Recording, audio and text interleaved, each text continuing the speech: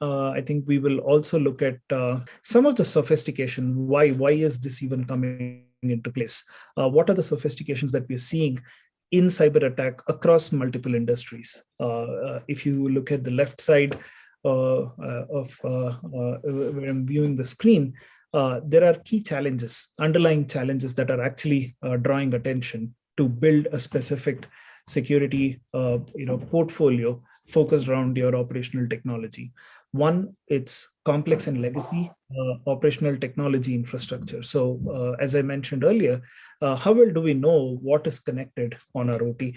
Because of the cloudification we have seen, because of the break in the Purdue model with all different types of IoT and industrial IoT devices that are coming now, the air gap network, which was completely isolated, that line is thinning. And that's why we are seeing that now there are more and more devices which are connecting back to the enterprise, connecting back to a central system, and that is something that was expected.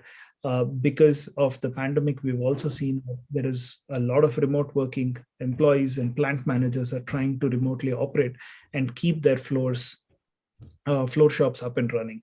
So those are some of the key questions that we all collectively need to answer to say, do I know what do I know what exists in my critical infrastructure facility, especially when there is not regular activities such as my IT that are there. Do we adhere to all the compliance requirements that is being driven out or that has been mandated in the previous slides? How well do we fit? Do we check off all the lists and requirements that are there, or do we need specific controls which are very customized to my network and our infrastructure that needs to be adhered to? Also, when we talk about the risks in the industrial machines itself, as you see within the overall CIA triage, availability is one of the critical components, while integrity and confidentiality is equally critical. These industrial machines run 24/7, 365. Any downtime will directly be a revenue impact on the company, on the organization, and that will directly hit the ROI of the business. So that's where we're seeing that making sure that the systems are up and running and no cyber attacks can cause this downtime in my industrial environment is some of the key challenges that majority of them across the globe are trying to answer. And also how well these systems are work with each other. I've had the system for 20 years. Now I need to use a new technology that is coming in, make them work together in such a heterogeneous ecosystem that we build.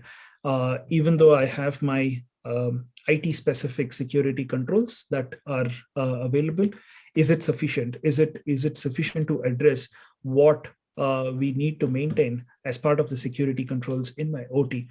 So those are some of the key challenges and consequences that we are seeing. Also, when we look at the overall security approach, we've seen that majority of them have lifted and shifted their IT security controls inside their OT environment, which is great to start and run with, but it's not a long-term or a completely foolproof method.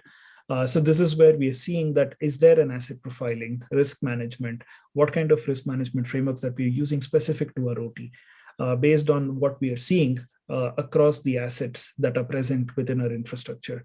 Also, what does the response plan look like? I have maybe some third-party systems or vendor equipments that have been there on my OT floor. If there is an event or a breach, what is the response plan that we need to have? What are the playbooks that we have in place?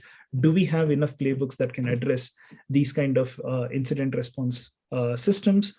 Or do we have an approach where we can identify, are there any unmonitored systems in my network? Are there any misconfigurations that maybe I'm not aware of? Because usually this is a more reactive process. And only when there is an event in place, that's when we get to know that this was due to a misconfiguration that happened. So what is the proactive measure that we need to take? And also causing, overall, in terms of these attacks, we're also seeing that it directly relates to the cyber physical systems, right? So it's not about a computer or a server that is getting infected where there is there is significant damage, but here the damage is directly caused to lives where people are working. And I think there was a recent article which was not a very happy one, but the first death reported in the US because of a ransomware that was targeted to the hospital.